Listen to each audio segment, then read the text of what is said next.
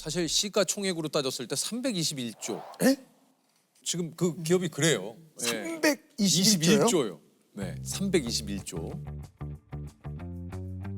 어쨌든 이 어마어마한 기업의 대표인데 CEO하고 이제 면담의 자리도 좀 있다고 하는데 네. 어떤 이야기를 좀 나눕니까? 저희 CEO 면담하니까 뭔가 이렇게 경건해지고 이렇게 엄숙해지고 하긴 하는데 약간 긴장되지 않으세요? 이렇게 좀 약간 CEO 면담이라는 아무래도 표현이 이제 그러네요. 아시아 태평양 총괄이시긴 그렇죠. 하지만 민영님 들어오세요. 그러면 똑똑똑 실례하겠습니다. 네. Excuse me.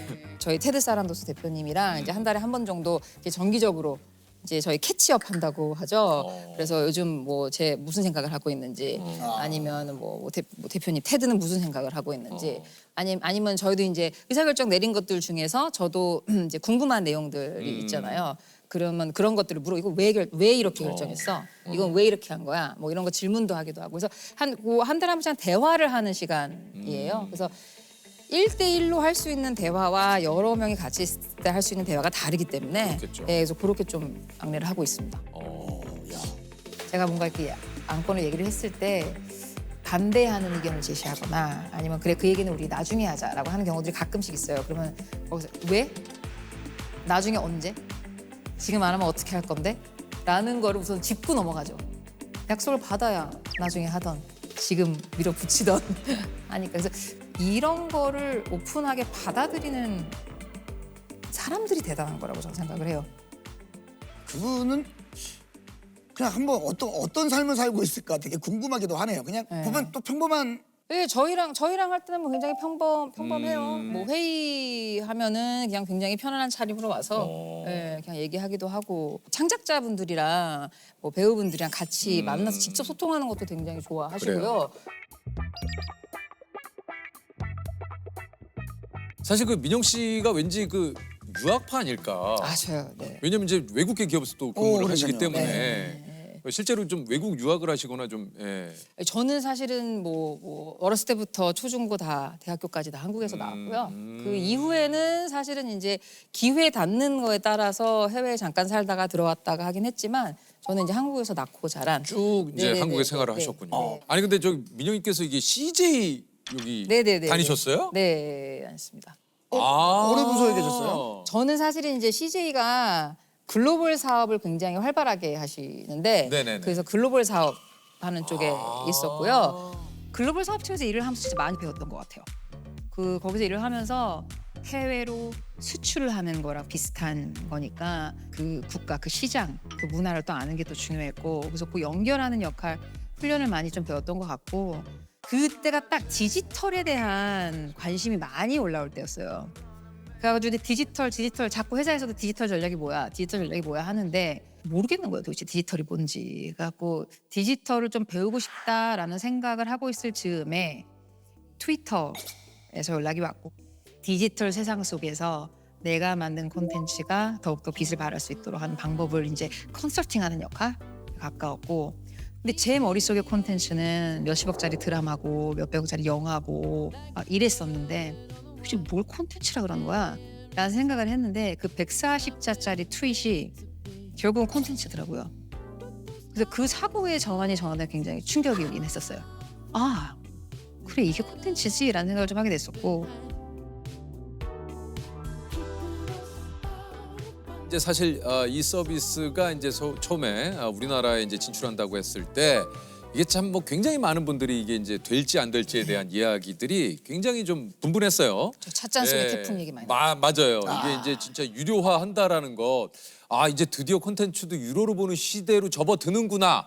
라는 어떤 또 뭐 기대 또 우려 뭐 여러 가지 좀 이런 것이 섞였었는데 그럼에도 불구하고 조금 민영님께서 좀 입사를 결심하거나 네. 그런 이유가 좀 있을까요?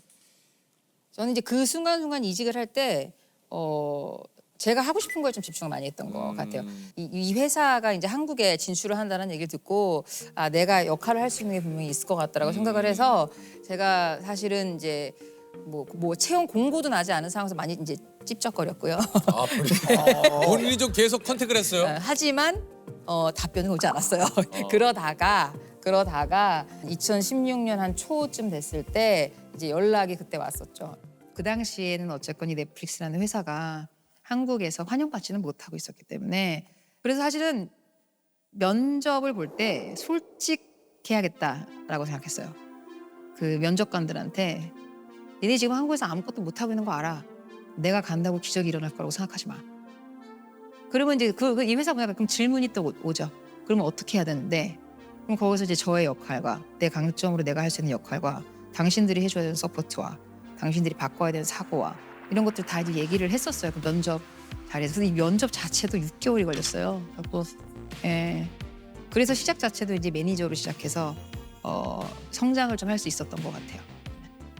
아니 민영님께서 이제 처음 한국 콘텐츠 담당 직원이었다고 하는데 이게 좀 처음에 한 일이 좀 기억이 나세요?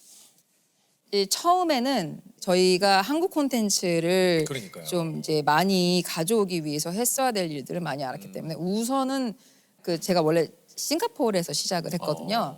그러다 보니까 정말 이제 한국에 출장 와서 제가 아는 분들, 만나야 되는 분들 정말 이렇게 웹하너처럼 이렇게 두드리면서 정말 많이 만났던 것 같아요. 이 당시에 처음 콘텐츠 한국 콘텐츠 가운데 킹덤을 이제 아, 우리도, 네네네. 예. 킹덤 있다. 아 네. 킹덤 참 정말 네. 재밌었어요. 어떻게 보면은 두둥 그 회사에 우리나라 드라마로서 어떤 포문을 좀 연 게 킹덤 사실 아닙니까? 킹덤이죠. 아유, 그렇죠. 제가 입사하고 얼마 안 있다가 한국 콘텐츠 당분간 하지 마라는 얘기를 제가 들었었어요.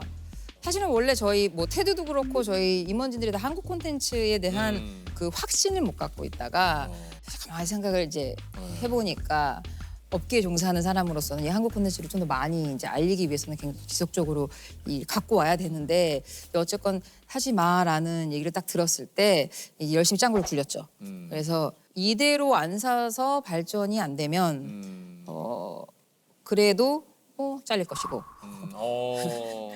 이거를 내가 그냥 우기고 샀다가 혼나면 최악의 경우는 잘릴 것이고 그래서 어차피 잘린다. 어차피 잘린다. 그래서 오케이 알았어 안 살게. 근데 요거까지만 사자. 그래서 요거는 우리가 파트너랑 약속을 해놨기 때문에 상도를 지켜야 된다.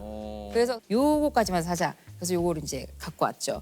그리고 그다음에 근데 요것도 있어. 요거까지만 사자. 그래서 자꾸 요거를 좀 하다가 근데 사실은 그 킹덤이 이제 김은희 작가님을 만나게 돼서 작가님 뭐 하고 싶으세요? 어떤 얘기 하고 싶으세요?라고 여쭤보고 사실은 작가님이 이제 이 감춰두셨던 이제 스토리를 주신 거거든요.